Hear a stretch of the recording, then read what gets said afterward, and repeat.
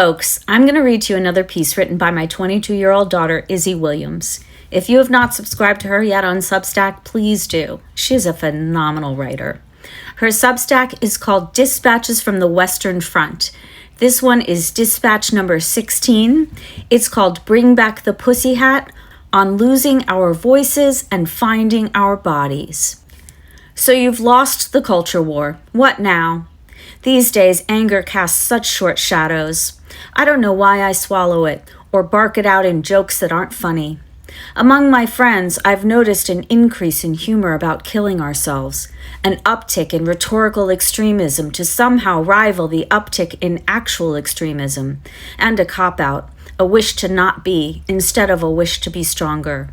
After all, what do you say? Who stops to tell the story of their daily fear, their sadness, their exhaustion, and who else listens? It's a simple story, and an old one. It stands in for a scream. But shut your ears. Don't let them implicate you in an earnest attempt.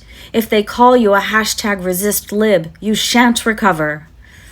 I don't travel in circles where conservatism is cool, but the language of resistance is weakened everywhere. Surely, evenly, Ezra Klein still speaks, John Fetterman speaks, Hakeem Jeffries, on book tour, speaks. But at coffee shops, on college campuses, clustered around tables, we are quiet. We wait for something to drift by, a perfect phrase already galvanized, as in protected, as in proofed against the corrosive irony of conservatives, liberals, and the far removed. But nothing comes. Never mind what came after. The words Me Too carved a trench, and 5 million people rushed to fill it. The largest single-day protest in American history. Surely that was something. Don't you remember being 14 as I was, or 49 as my mother was, stepping off the curb into a shoal of people mirroring one another, dissolving one another into bodies in motion, glinting, porous bodies made firm in their anger, circling violation, refusing to let it out of their sight? In the brimming, you recognized yourself. You saw a darkness beyond, ahead, and the sun flashed and you saw bodies finned by pussy hats that didn't quite sit right and weren't supposed to, with signs and without, with stories and without, incandescent. Why did we let this moment go?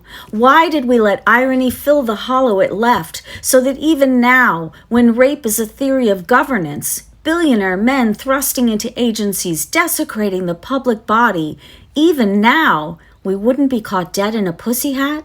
We dismiss that day under the winter sun as inadequate, unrepeatable, craft project feminism, instead of speech and movement, bodies speaking, fighting words with the loudest voice in the history of the country. What do the survivors have to teach us? For one, how to claw our body back from the edge of non-being, how to understand the body as contested territory and redraw the lines, how to move in a crowd, use the crowd as mirror, protection, proof. The words Me Too are out of vogue, but the bodies they spoke to remain. Yours and mine, ours. Stop searching for the words that will move us all and move. Show up to the town hall or the tiny protest. Show up to the volunteering gig when you're scared, sad, exhausted. Show up or dig out your pussy hat. Wear your words in stitches, pins, and patches. Wear them in public. Be a little uncool. Mean yourself. We are physical creatures moving in a physical world, leaning always towards one another. Take root in your body. Make a home for others to find.